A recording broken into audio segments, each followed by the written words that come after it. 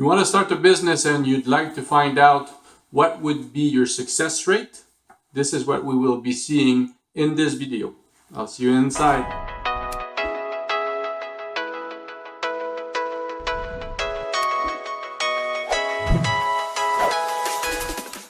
Many factors will weigh on the success rate of a startup, and some of them I will list here.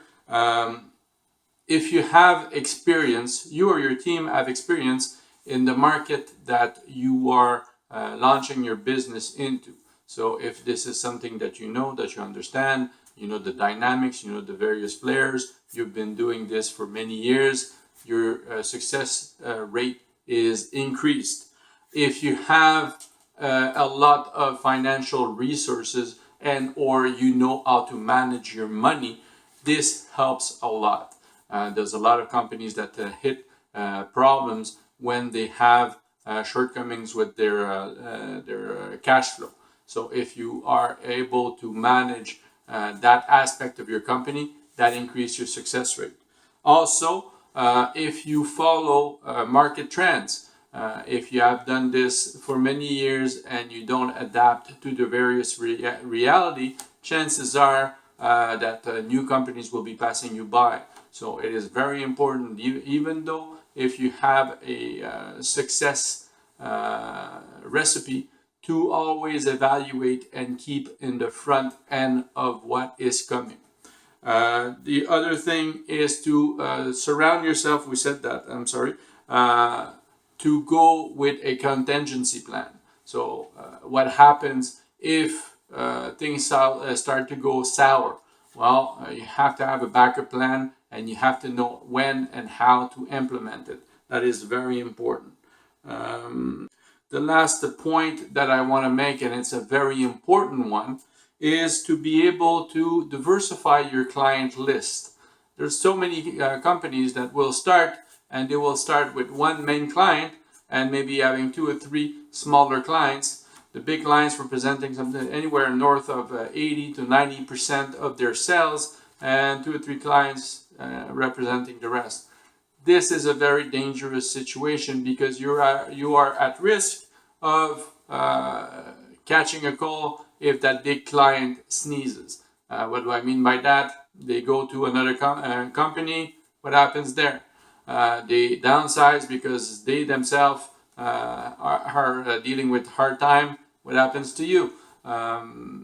There's all sorts of things that make you very vulnerable if you only cater to a very small amount of clients. So one of the things that you need to do, and you need to do it fast, is diversify your client list, not only geographically, but also by sectors. All right. What are the, I'll take off my glasses. What are the sectors, the failure rate by sectors? On the finance, insurance, and real estate market, the failure rate is at 42%.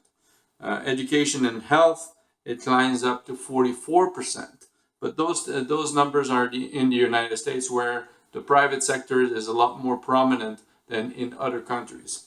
Agriculture, 44%. Services, 45%. Mining, 49%. Manufacturing, 51% failure rate. Construction, 53%. And information technology is 63%. All right. So having said that, it is very important for you to understand the various elements that your company or your startup will face when you launch it, and you can prepare accordingly. So if you have a project that is in a higher failure rate category, it's not a question of abandoning the project, but it's maybe just a question of getting more financing, getting more experience, making sure that you are at the cutting edge of the trends in the marketplace, analyzing a lot the players and what they offer. I mean, the best example of that would be probably Tesla, who launched another car company in what seems to be a very mature and saturated market already, and they seem to be trying to or succeeding at cutting a niche for themselves. So everything is possible. Just make sure that you get all of the information and you prepare accordingly, and you know what you are in for. All right, so this is it for this video. I hope you liked it. Please leave your comments in the comment section below. I read my comments. Also, please try to share and subscribe to the channel.